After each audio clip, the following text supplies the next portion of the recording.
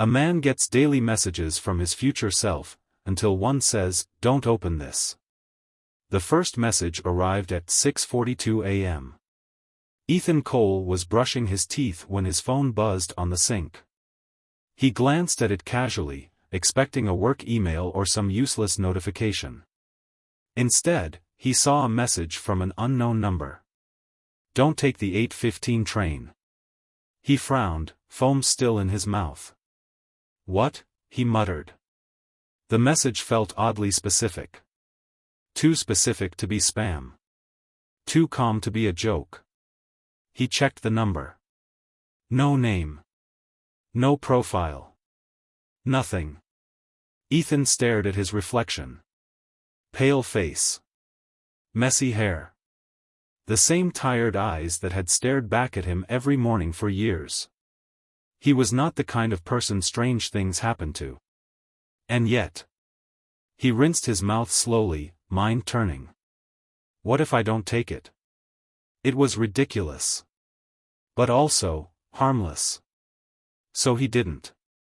At 8:32 a.m., while sipping coffee at a quiet cafe, Ethan looked up at the mounted TV. Breaking news flashed across the screen. Train derailment reported on Line 3. Several injured. His cup froze halfway to his lips. Line 3. The 8:15 train. The one he always took. A cold wave slid down his spine. His phone buzzed again. "You're welcome." Ethan didn't sleep much that night. He lay in bed, staring at the ceiling, replaying everything. Someone had known. Not guessed. Not predicted. Known. The next morning, he waited. 6:42 a.m. Buzz. His heart jumped before he even reached for the phone. Wear the blue shirt today. That was it. No explanation. Ethan almost laughed. "Okay," he said to the empty room. "Now we're giving fashion advice?" But something inside him, something small and quiet, whispered, it was right yesterday. He opened his closet. The blue shirt hung there, slightly wrinkled. He hadn't worn it in months. "Fine," he muttered, pulling it on. At work, nothing seemed different at first. Same gray walls. Same humming lights. Same dull conversations drifting through the office. Until lunch. Ethan was standing in line when someone tapped his shoulder. "Hey. Ethan, right?" He turned. It was her. Lena. She worked on another floor. He had seen her before, dark hair, sharp eyes, always moving fast like she had somewhere important to be. "Yeah," he said, surprised. She smiled slightly. "You're in the data team, right? I think we met once." "Maybe," he said. "Hi." Her eyes flicked to his shirt. "That color looks good on you." Ethan blinked. "Thanks," he said, a little too quickly. They talked. Not long, but enough. And for the first time in weeks, Ethan didn't feel invisible. Next morning, the message came again. "Talk to her tomorrow. 12:10 p.m. near the elevators." Ethan sat on his couch, staring at the screen. "Who are you?" he whispered. No reply. Days passed. Each morning, the messages arrived at exactly 6:42 a.m. Always short. Always clear. "Bring an umbrella." It rained unexpectedly. "Check your email at 3:15. A job opportunity appeared. Call your mother."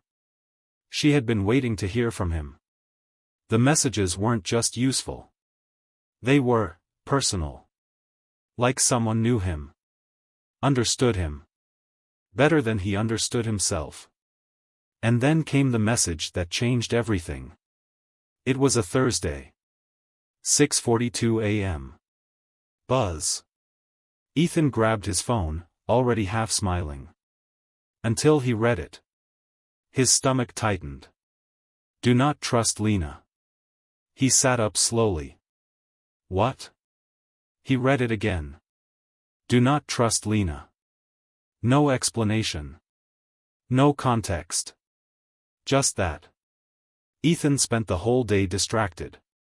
Every word Lena said felt different now. Every smile seemed slightly off. Was she pretending? Was this some kind of setup? At 12:10, they met like usual. Hey, she said, cheerful. Hey. You look like you didn't sleep, she added. Just tired, he said. She studied him for a moment. Everything okay? Ethan hesitated. He wanted to trust her. But the messages had never been wrong. Not once. Yeah, he said finally. I'm fine. That night, he typed a reply for the first time. Why shouldn't I trust her? He stared at the screen. Waited.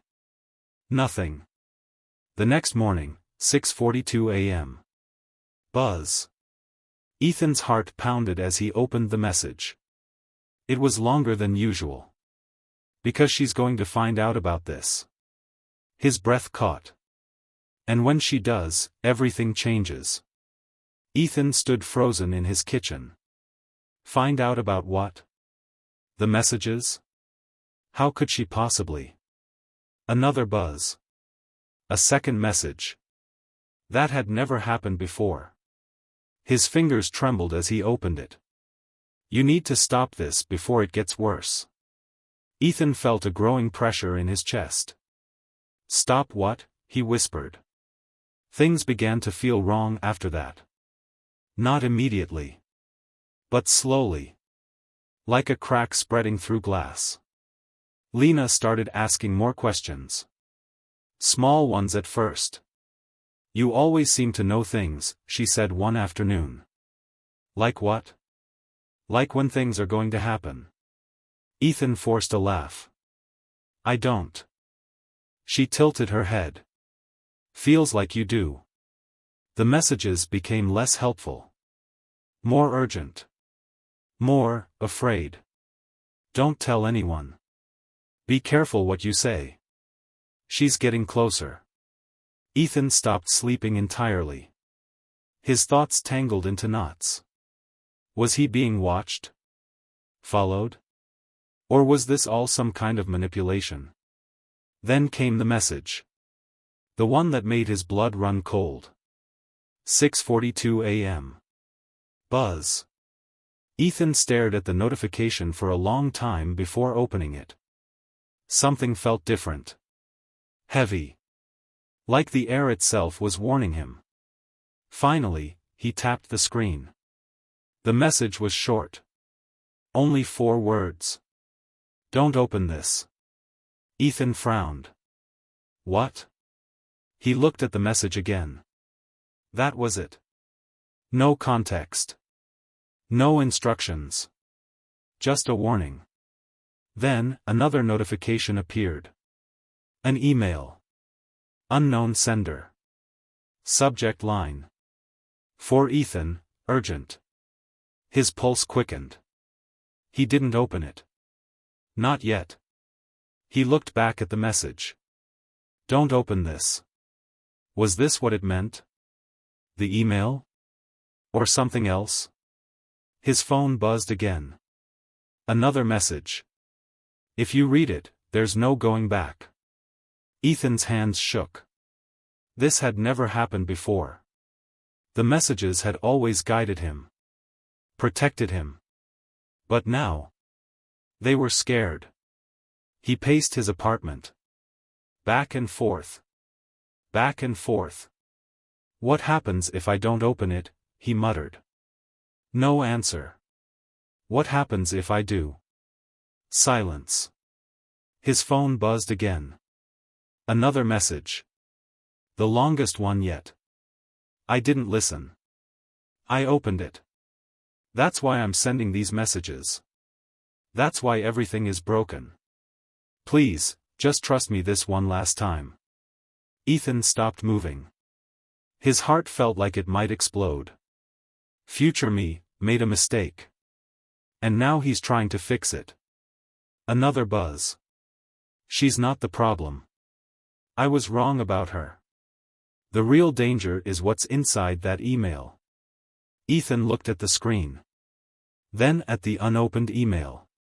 Then back again. His mind raced. So the messages were wrong before. About Lena. About everything. A memory surfaced. Lena's voice. You always seem to know things. Her eyes. Curious. Not suspicious. Concerned. Another message. If you trust me, delete it. Ethan walked slowly to the table.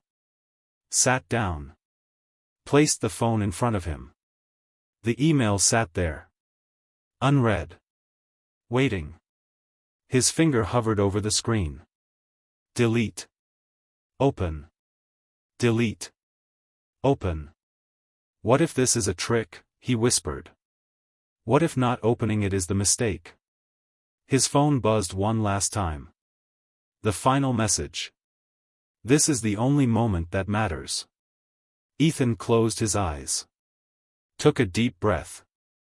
And made his choice. He opened the email. Nothing happened at first. Just text. A simple message. You were right to be curious. Below it. A file. Attached. Ethan hesitated. Then tapped it. The screen flickered. For a second, everything froze. Then. His phone went black. The lights in his apartment flickered. Once. Twice. Then steadied. Ethan blinked. What? His phone buzzed again. A new message. From the same number. But it wasn't what he expected. Hello, Ethan. He frowned. That wasn't his future self. The tone was different. Cold. Precise. Another message. Thank you for opening it. Ethan's stomach dropped. No. We've been trying to reach you. His hands went numb. Who is this? Dots appeared. Typing.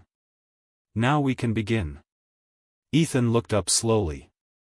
The room felt wrong. Too quiet. Too still. Then his phone buzzed again. One last message. From a new number. I'm sorry. Ethan's breath caught. That one. That was his future self. I tried to stop you. The lights went out. And in the darkness. Ethan realized the messages were never meant to save him. They were meant to delay him. Just long enough. For something else to find him. End.